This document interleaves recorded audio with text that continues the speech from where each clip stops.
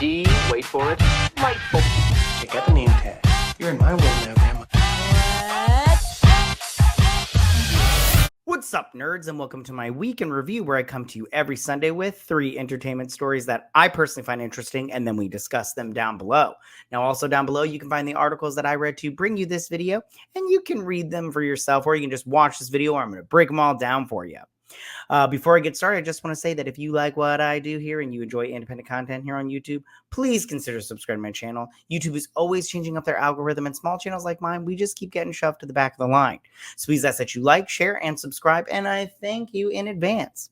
All right, so now that we got that business out of the way, why don't we go ahead and get started on these 3 stories.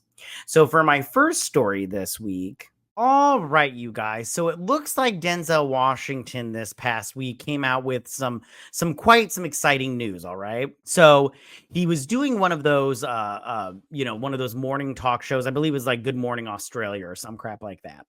And he was doing an interview, and they asked him about, upcoming projects. Okay. So he went through his upcoming projects because he's getting old. I think he's like 70 something or whatnot. And he's getting up there and everything. And so he went through all of the stuff that he wanted to do before he eventually was finished. And one of the things that he said was Hannibal. He wanted to play Hannibal. And he also said that he wanted to play, he wanted to be in a Steve McQueen movie.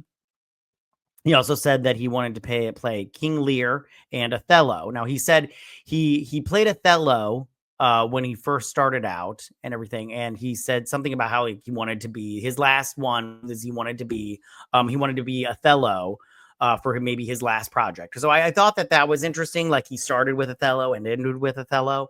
I thought that was great and everything. I'm not quite sure how that'll work out, but that, neither here nor there. I also want to just say I love Denzel Washington. I don't know anybody that doesn't like Denzel Washington. If you don't like Denzel Washington, I don't know what's wrong with you and everything. And I'll talk about that later on, why I like him so much. Okay. So the big thing that came out of that was he said that he was going to be in Black Panther 3 and that Ryan Coogler was writing a role specifically for him. And of course, the internet blew up and everything. And I'm sorry I'm getting late to it, but let's just talk about this. So Ryan Coogler has created this world of Wakanda. Now, I have to be honest with you, Black Panther to me was good, but it wasn't that good. A lot of people put a lot of stock into Black Panther, that first film.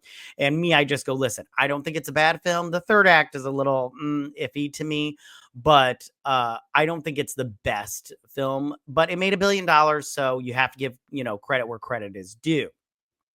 Now, Black Panther 2 was a complete dog shit, in my opinion. I did not like that movie. I thought it was terrible. Now, I understand Ryan Coogler had to do a lot because he had the death of Chadwick Boseman.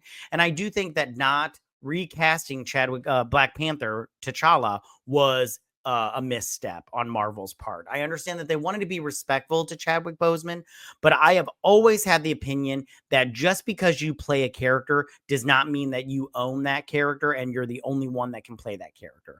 I'm sorry, but that's just a stupid way of thinking. For instance, Carrie Fisher. I love Carrie Fisher. I loved her as Princess Leia, but she doesn't own the rights. I mean, she's dead now. Rest in peace. Same thing with Chadwick Boseman. May they rest in peace. But they don't own the rights to that character in terms of playing that character. Anybody can play that character. So I don't think that we should just just have Chadwick Boseman as T'Challa. But they already had him die and in the MCU, so they can't recast him now. That'd be weird. But so for this third film, they have the young T'Challa. They had that little boy at the end of Black Panther 2, which was T'Challa's child, or his son. And they're going to have him be in the next movie, obviously. And I'll talk about that when I get to Denzel's of who he could play. I think the one reason why Black Panther, the first movie, resonated is it gave a Black male character for, the Black community to look up to. So now, who could Denzel Washington be playing? So a lot of people are saying he could be playing a mentor. And one of the people that they said was that he could be playing the first Black Panther. and he could be playing as in like a kind of like a Force ghost. Like some people were saying like time travel, and he comes into the future to be the mentor to the new young T'Challa. I personally do not like this idea. I do not like it at all. If he plays the first Black Panther, that's fine by me, and plays like, like a Force ghost kind of thing where he's all like, how they go to that tree, that spirit tree or whatever in the spirit realm or whatnot. I think that might be an interesting idea right there. I think that that's something that could work. However, I think that him playing a hero would be nice. I think maybe Denzel would want to play a hero, and I think that would be a positive thing to show him as a hero. But me personally, I would like to see him as a villain. I think that Denzel Washington plays a really good villain, or could play a really good villain, and I personally would like to see that. Now, I do think that the reason I also want to see him play a villain is I don't think that Denzel Washington is going to want to stick around in the MCU. And the thing about the MCU is they really like to do villains one and done. Like, if you're a villain in the Marvel universe, most likely you are going to die. I'm talking about some pictures of some villains that have died in the Marvel universe, and they only played one and done, and they did a good job, in the Marvel universe. But what villain could he play? Now, there's a bunch of Black Panther villains that he could play, but one that I personally would like to see him play is called Black Talon. Now, I think Black Talon would be a good idea because he, is in the Marvel universe. And I think that it would be a rich, he's got powers in terms of like, he is based in Africa, but he is a voodoo cult leader, and he gains his powers from manipulation of the forces of voodoo magic. Now, he has the ability to create zombies and then control these zombies. And that's like his own creation, and he vocally or telepathically can control them. So I think that it would be very interesting to have him show up and then create an army that, obviously that Wakanda has to battle. And I think that would be really, really interesting. I think also in Black Panther 3, I saw some people talk about Storm and how they need to introduce Storm in Black Panther 3. Now, how do I feel about this?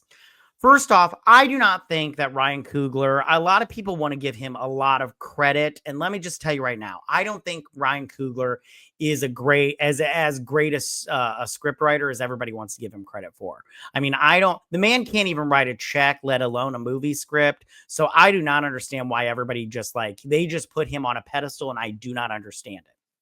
And I see a lot of people saying like the only person that should be casting and introducing Storm is Ryan Coogler.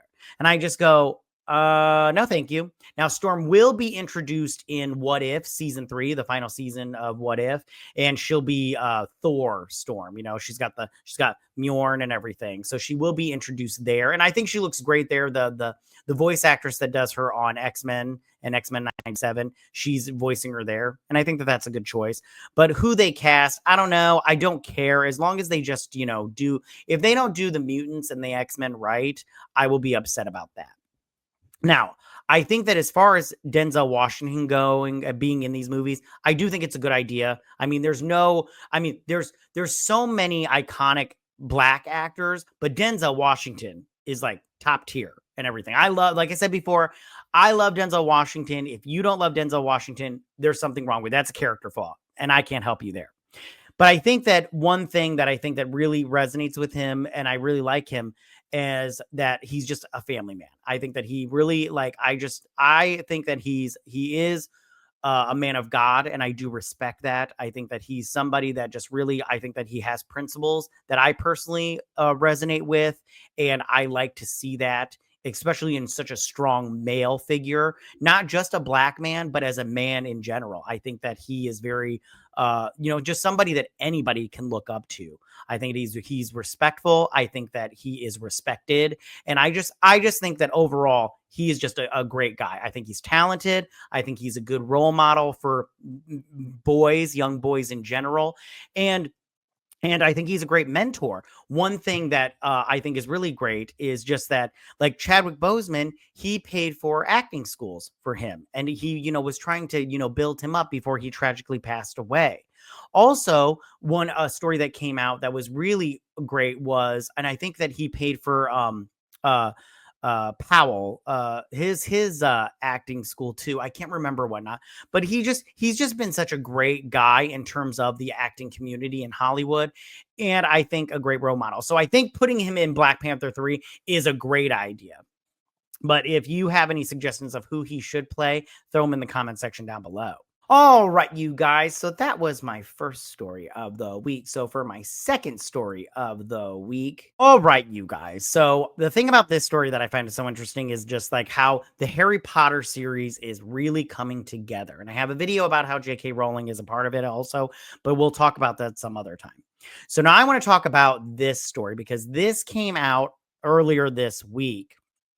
And it is talking about how Mark Rylance is not in talks to play Dumbledore in the new series, but they're talking to him as if he would be available and like, see how much it's going to cost. Now, Mark Rylance, I don't see why he wouldn't be available because name the last movie you saw that Mark Rylance was in. Don't worry, I'll wait. The last one I saw was Ready Player One, and he had such a small, he had like a cameo in that movie. Like it was so small that I'm just like, you blink and you miss it kind of thing.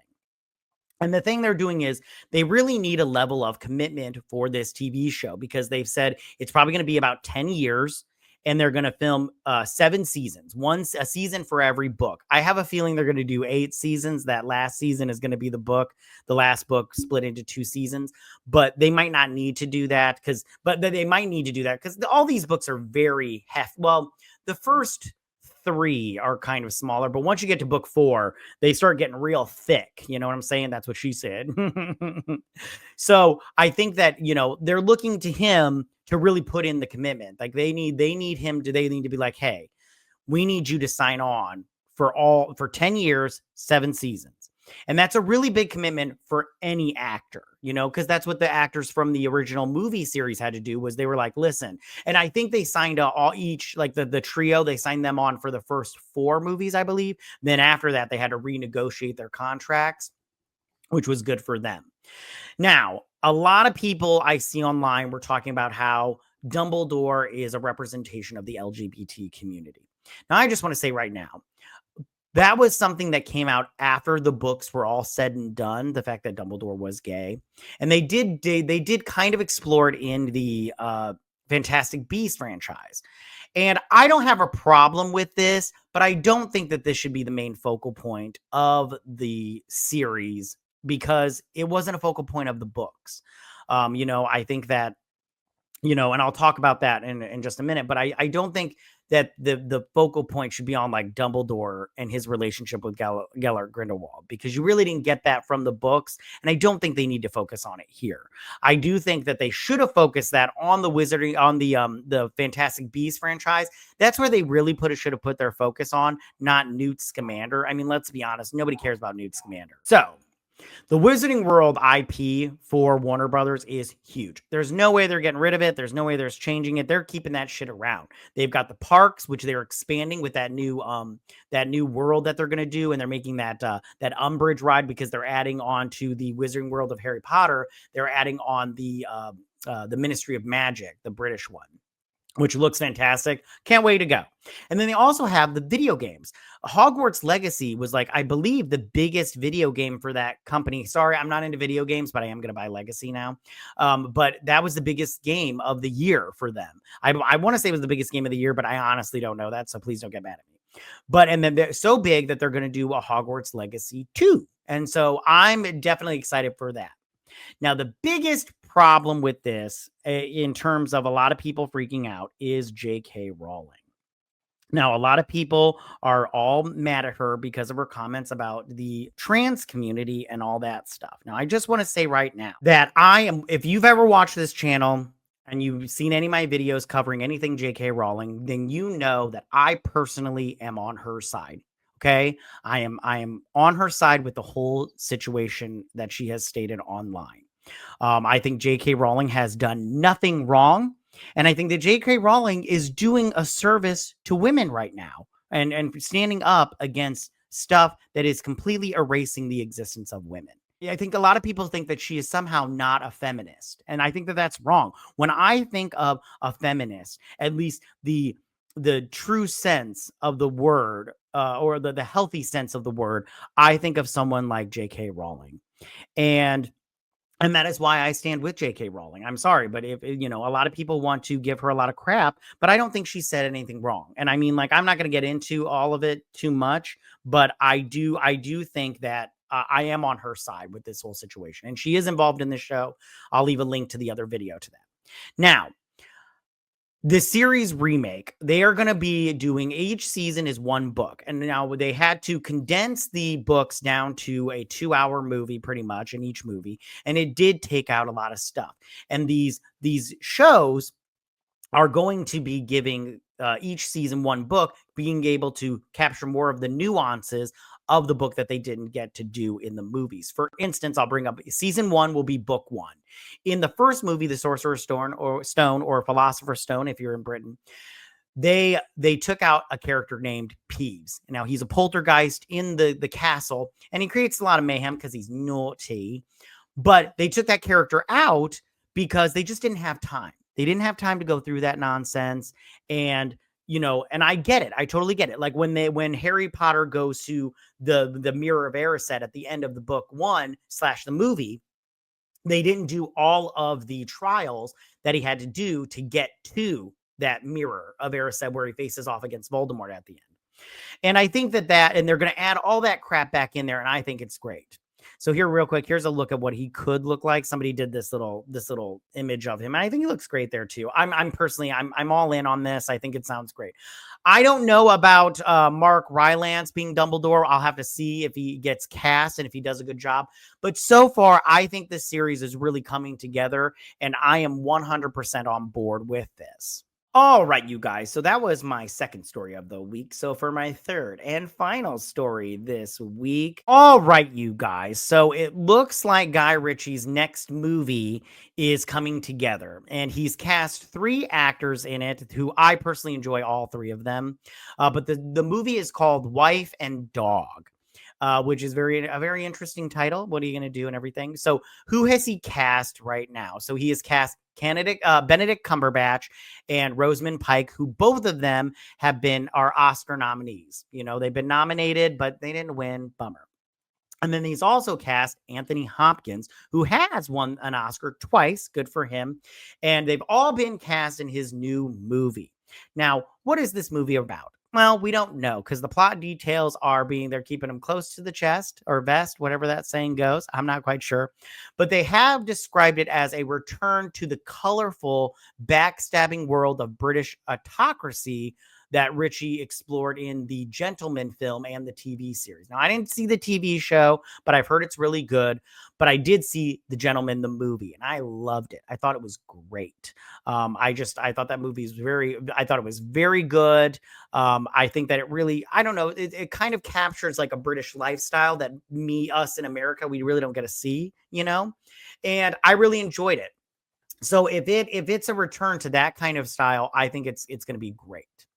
Now, I know a lot of people don't like Guy Ritchie because he kind of puts forth this masculinity that I think nowadays is being attacked. But I personally am all on board for it. I think that a lot of his stuff is very good in the terms of that masculinity. And I'm personally all on board to see it. You know what I'm saying? Now, the screenplay is being written by Ritchie, and he's going to be producing it alongside Ivan Atkinson, I think that's how you say his name, and Black Bear's John Friedberg. He's going to be a part of that also.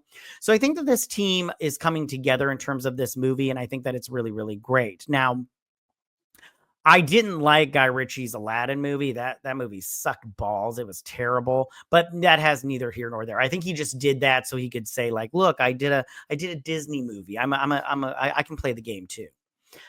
But like I said before, overall, Benedict Cumberbatch. I like Benedict Cumberbatch. I think he's really great.